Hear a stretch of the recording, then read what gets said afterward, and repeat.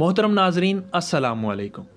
आज हम ताबीर ख्वाब की सबसे मुस्तनद किताब ताबीरुर रोया से ख्वाब में बैंगन को दो मुख्तलिफ सूरतों में देखने की ताबीर पेश करने जा रहे हैं। तो आइए शुरू करते हैं। हज़रत इब्न सीरीन रहमतुल्लाहि ताला अलैह ने फरमाया है कि ख्वाब में बैंगन खाना मौसम में खाए या बेमौसम, पका हुआ खाए या कच्चा, तर हो या खुश्क, जिस कदर खाएगा उसी कदर गम और अंदवा उठाएगा। हज़रत इब्राहीम करमानी रहमतुल्लाहि ताला अलैह ने फरमाया है कि अगर कोई ख्वाब में देखे कि उसके पास बहुत से बैंगन हैं लेकिन सबको बेचा है या किसी को बख्श दिया है या अपने घर से बाहर डाल दिया है और उनको खाया नहीं है, तो इस अमर की दलील है कि गम व अंदवा से निजात हासिल करेगा और अल्लाह ही बेहतर को खूब जानता है।